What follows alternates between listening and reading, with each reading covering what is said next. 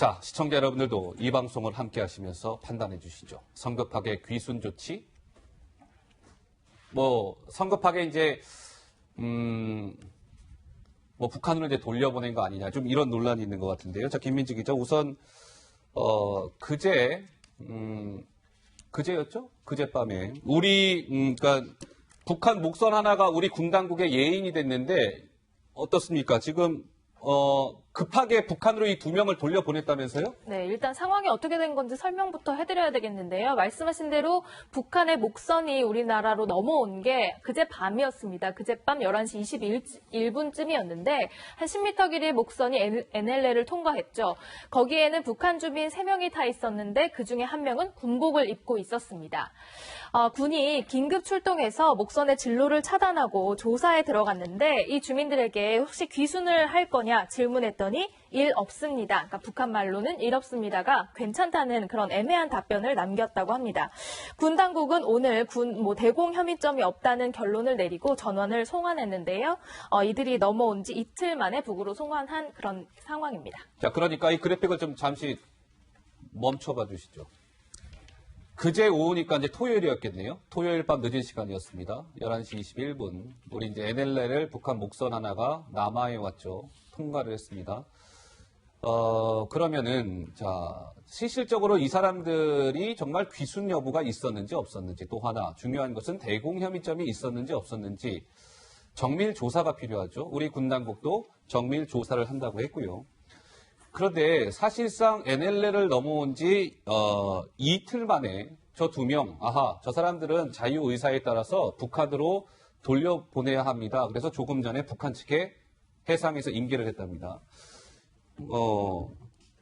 신 박사님 보시기에 어떻습니까? 저거 우리 정부가요, 제대로 정밀조사 안 하고 좀 급하게 저 사람들의 그냥 단편적인 이야기만 듣고 북한을 서둘러 보냈다, 이렇게 볼 수 있는 겁니까? 예, 정밀조사 안 한 거죠. 정밀조사 안 했다라고. 정밀조사를 했다는 것은요, 여러 가지 질문을 계속해서 반복적으로 섞어서 그 각 당사자들이 다른 이야기가 있는지 그것을 확인해서 거짓말을 하는 것이냐, 이것을 갖다가 입증하는 과정을 거쳐야 됩니다. 예. 그래서 단순히 귀순했냐 이렇게 질문하는 건 정밀조사라고 볼 수가 없는 거죠. 네. 하루 만에 될 수 있는 것도 아니고 반복적으로 하면서 틈을 계속해서 파고들어야 되는데 그런 부분이 전혀 없어요. 그런 것은 무엇이냐, 북한 그 주민들의 말을 그대로 받아들였다는 거죠. 그렇기 때문에 이것은 정밀조사로 볼 수 없다고 생각합니다. 자, 그렇다면 또 하나 궁금한 것은, 만약에 신 박사님 생각에 정밀조사 없이 좀 성급하게 서둘러 우리 정부가 저 북한인 2명을 북한으로 보냈다면, 우리 정부는 왜 그러면 정밀조사 안 하고 성급하게 북한으로 돌려보내는 겁니까? 왜 그러는 겁니까? 그 이유가 있을 거 아니겠습니까? 그 내용까지 알 수는 없겠지만 기본적으로 북한과 마찰을 겪는 것을 싫어하는 것 같아요. 마찰을 겪는 걸 싫어하는 것이죠. 그러니까 어떠한 상황에서도 바로바로 북측에 올려보내는 거죠. 예. 지난번에 어떻게 보면 정박기순과 같은 경우에도 그냥 사흘 만에 돌려보냈고, 이번에도 이틀 만에 돌려보냈고, 그렇게 하면서 사실은 그들의 의도가 무엇인지 확인이 전혀 안 되고 있는 거예요. 예. 왜 이게 중요하냐? 북측이 의도적으로 한국군의 대비태세를 갖다가 파악하기 위해서 보냈을 수도 있거든요. 그렇게 되면은 어떤 지점에 갔을 때 한국군의 반응이 몇 분 걸리더라, 이런 것들을 다 기록해서 북측에 가면은 그것이 곧 군사작전의 자료로 사용되는 것인데, 네. 그런 부분에 대한 우리가 조사가 제대로 이루어지지 않고 북측에만 올라가는 것은 사실 국가 안보 차원에서는 심각한 일이 아닐 수가 없다고 봅니다. 예, 조부장. 네. 예. 의문점을 이따 이제 잠시 후에 짚을 거고요. 예. 있겠는데, 합참이요, 주말에 뭐라고 발표했냐면 해당 목선은 군 식량 조달 역할하는 군 부업선이다, 이렇게 얘기를 했어요. 그런데 지난달에 삼척항 입항 사건 당시에는 우리가 사흘 만에 돌려보냈는데 그때 당시 군 발표는 그냥 어선이었단 말이에요. 근데 이번 같은 경우는 합참의 발표대로 따르면 군의 부업선이거든요. 근데 군 부업선을 그냥 민간 어선보다 더 일찍 보낸 거예요. 근데 부업선이라는 게 어떤 겁니까? 부업선이라는 거, 그러니까 일종의 우리가 부업, 주업 이런 거 하듯이. 그런 의미에서 그러니까 부업. 군의 어떤 정식 배는 아니지만 군의 어떤 식량을 가져다주는 보조 선박이라는 거죠.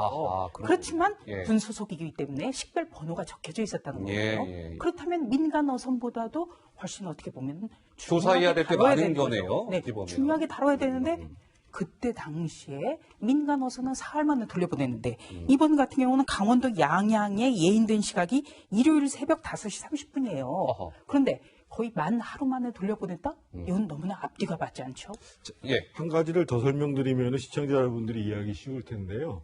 지난 5월 31일부터 7월 14일까지 북한의 어선 중에서 소위 우리 북방한계선 NLL을 넘어온 선이 배가 무려 380척입니다. 380초. 그래서 대부분은 다 퇴거식 조치를 시킵니다. 예. 거기서 넘어오지 말라고. 그러니까 분명하게 이거를 어선이라고 봤기 때문에 밀어낸 거거든요. 근데 이번 같은 경우는 우리 이제 군 당국에서 NLL 한 5.5km 위서부터 보기 시작을 했어요. 뭔가 이상한 행동을 하고 있었다라는 아하, 거죠. 수상하니까. 그래서 1시간 20분에 걸쳐서 NLL까지 내려왔다가 불과 20분 만에 6.3km를 빠른 속도로 내려옵니다. 예. 그래서 거기서 이제 예인을 시작한 거거든요. 그 얘기는 무슨 얘기냐면 두 가지 중에 하나라는 거죠. 아까 신 박사님이 얘기한 것처럼 뭔가 우리의 경계 상태를 봤을 수도 있고 떠보게 하려고. 또 한 가지는 귀순하려고 그러는 거 아닌가 이렇게 그러니까 분명하게 기존 어선과는 다른 행동을 했기 때문에 추적을 2시간 넘게 했고 그런 상태에서 예인이 시작된 겁니다. 자, 오늘 통일부에서는요, 정례 브리핑이 있었습니다. 기자들과 함께하는. 당연히 기자들이 질문을 했겠죠. 이거 너무 빨리 북한인 2명을 북한으로 돌려보낸 거 아닙니까? 이런 질문이 쏟아졌습니다. 자, 통일부의 설명입니다. 잠깐 듣고 오시죠. 어떤 그 상황, 사례에 따라서 그 송환 기간들은 다 다를 수밖에 없습니다. 북측에 목선을 돌려주는 것이 그러니까 조사가 하루만으로도 충분하다는 것이 정부의 판단인가요? 가장 중요한 것은 인도적 견제에서 북한 주민의 자유 의사가 중요합니다. 그 자유 의사에 따라서 송환을 하게 된 것입니다. 자, 이상민 통일부 대변인은 북한 인들의 자유 의사에 따라 송환하게 된 것입니다. 좋습니다. 그러면 하나하나 좀 따져보겠습니다. 자, 김민지 기자, 이렇게 가봅시다. 그런데 이번 이 북한의 이 배가요, 그냥 뭐 단순하게 넘어왔다고 보기 어려운 좀 석연치 않은 점이 몇 가지 있다면서요? 네, 그렇습니다. 일단 그 목선에는 수건이 걸려 있었습니다. 그런데 수건 색깔이 흰색이었어요. 흰색. 이거는 보통 귀순 의지를 의미하는 거라고 하는데요. 귀순 의미의 흰색 수건이 걸려 있었다는 점, 그리고 연안에 불빛이 보이는데도 항로 착오라고 주장하면서 자체 엔진을 기동해서 남쪽행을 계속 왔다는 점, 그리고 보통 오징어잡이 목선들은 무리지어서 떼지어서 다니는데 북방 3마일쯤에 다른 어선은 전혀 없었다는 점, 아하. 그리고 마지막으로 우리 해군 고속정이 손전등으로 신호를 보냈다고 해요. 그러니까 그 목선에서도 불빛으로 반응을 보냈다고 하는데 과연 이런 점들을 비춰볼 때 이 어선에 이 주민들이 귀순의 생각이 없었는가, 이런 의구심이 남는 그런 점들입니다. 자, 저 1, 2, 3, 4가 이제 좀 석연치 않은 점인데요. 가장 좀 상징적인 것은 바로 이겁니다. 저 북한 배거든요. 좌측에 있는 게. 근데 이제 좀 이제 어두워서 잘 안 보이실 텐데, 저 빨간색 원안을 잘 봐주시면 돼요. 저 김민지 기자가 설명한 것처럼 돛대라고 하죠. 보통 돛대. 돛대에 하얀색 흰 수건이 있었다는 겁니다. 보통 저렇게 흰 수건이 있었을 때는 귀순을 의미하는 게 보통의 일이라고 해요. 그러니까 어쨌든 1, 2, 3, 4 아까 그런 석연치 않은 점이 굉장히 많음에도 불구하고 신 박사님, 정밀조사가 이렇게 금방 끝날 수 있을까 싶기도 하고요. 뭐 여러 가지 좀 의문이 듭니다. 사실상 불가능하죠. 정밀조사 안 했다고 저는 보는데요. 왜 그러냐. 정밀조사를 하는 것은 여럿이 공동으로 묻기도 하고 개별적으로 묻기도 하고요. 한 번에 조사가 끝나는 게 아니에요. 시간을 두고 다시 물어요. 그래서 자기가 답변한 것에 차이가 있는지를 저희가 대조하면서 그 문제점을 파고들어야 되거든요. 예. 그런데 이게 하루 만에 이어질 수가 없는 거죠. 그렇기 때문에 정밀조사는 안 했다고 보고, 지금 저 행동 자체가 사실은 보기에는 뭔가 귀순이거나 또는 작전상 이유로서 넘어온 건데, 그러한 부분과 관련해서 우리 정부의 해명이 더 이상해요. 무엇나 하나 저것을 갖다가 무슨 빨래라는 설명도 있다고 하는데, 저것은 허허. 있을 수 없는 설명을 우리 정부나 군 당국에서 하고 있는데, 그러니까 우리 군 당국에서는 저 돛대에 걸려 있는 흰 수건이 그 귀순으로 의미하는 그런 게 아니라 빨래일 수 있다, 이렇게 설명하고 있는 예, 겁니까? 그렇다는 보도도 있는데 정말로 있을 수 없는 설명을 하고 있거든요. 예. 이 무언가 석연치 않다는 것은 그만큼 우리 정부가 제대로 조사를 못했기 때문에 제대로 답변을 못하고 있다, 그렇게 볼 수 있겠습니다. 아까 숫자로 정리된 그래픽 다시 한 번만 좀 볼 수 있을까요? 우리 조 부장이 보시기에는 그러면 저 4가지 지금 수상한 남아 이런 제목이 달려있는 그래픽인데요. 어떤 점이 가장 좀 석연치 않다라고 보십니까? 어떤... 4가지 다 참 석연치 않아서. 네 가지 다 손해를 석연치가 먹이는 건- 않으십니까? 예, 그런데요. 지금 우리 그 신센터장님께서 잘 설명을 해주셨습니다만 흰색 수건을 걸었다. 이거는 너무나 오래된 관행이잖아요. 예. 해상에서. 그런데 흰색 수건을 건 것 같은 모습이 지금 확연하고 그것 때문에 예인까지 한 거예요. 예. 만약에 이것이 단순하게 NLL을 실수로 넘어왔다고 한다면 현장에서 퇴거 조치를 하게 됩니다. 예. 그런데 예인을 했을 때는 뭔가 석연치 않기 때문에 예인을 한 거예요.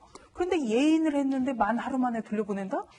이것도 참 이해가 안 가는 거죠. 그리고 말씀하셨듯이 군 관계자가 언론에다가 이게 귀순 의사를 밝히는 흰색 깃발이에요. 수건인지 예. 아니면은 빨래인지 이건 알 수 없다. 이것도 어떻게 군에서 그런 얘기를 합니까? 예. 예인을 했다면 일단 용의점을 봤다는 거예요. 예. 그런데 자꾸 무슨 빨래 같은 이야기가 나오니까 어. 우리 군이 이거 제대로 대응하고 있는 건가? 이런 의심이 자꾸 드는 거예요. 역으로 한번 생각해 보십시오. 만약에 북한에서 조업하다가 NLL을 넘어오기 전에 흰색 수건을 걸어놨단 말이에요. 네.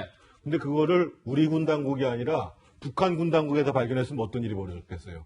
저 사람들 귀순할 남한으로 탈출하려고 하는 사람들 아니구나, 아닌가 하는 의심을 받을 수밖에 없는 상황이잖아요. 그렇겠죠. 근데 그걸 우연히 걸어놓는다?